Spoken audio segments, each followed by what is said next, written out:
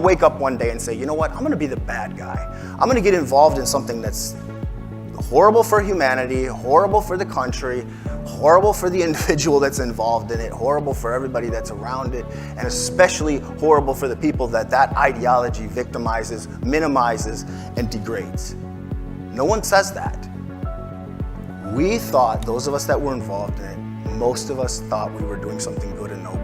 And that is one of the first steps to understanding that environment, that psychology of it, to be able to reach those people, to be able to reach them and change their way of thinking, to change their hearts and minds. You know, you hear people talk about changing hearts and minds. That's what we're really good at with what we do now. That's where these conversations come into play, and how we can engage with one another to change hearts and minds.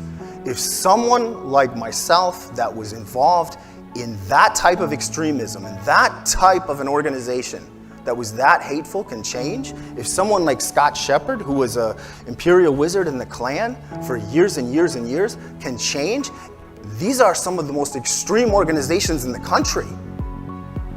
If we were able to change, and we're using that same process to help other people change their lives, to change their lives around, and get back to humanity, get back to society, to civil society, then anyone can change. We don't want to give up on people.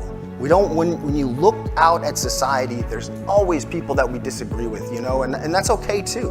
We don't have to all agree. We don't all have to be friends, but we need to treat one another as human beings and see one another as equal, whether we agree or not. The good news is that we can reach people. We can make a difference, and we can do that through something we call relational dialogue. And relational dialogue is the process of having these conversations, having these talks, and presenting things as questions and listening.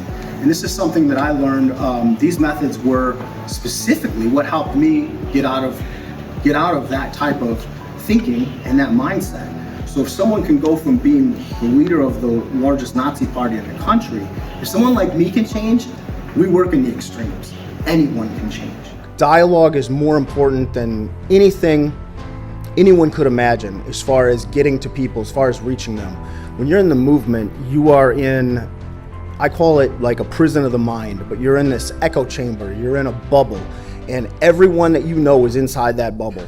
Everyone that your support system, you quite often, you lose family members when you're involved in this kind of extremism. You lose track of everything. You lose track of your humanity. You lose track of who you are. One of the things that I started noticing the last couple years that I was involved in the movement, and this is going to sound incredibly hypocritical, but I started getting angry because I thought the press and the public were dehumanizing people in the movement. Now, I was able to see that, but I didn't see that here I was a person that had been dehumanizing other races and other religions my entire life. How hypocritical could someone in that position be even talking about dehumanization when they didn't humanize others?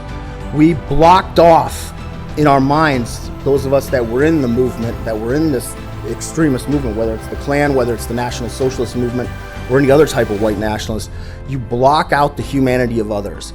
Meeting Daryl was an incredible experience for me, and he planted a lot of seeds. You know, we talk about planting seeds up here.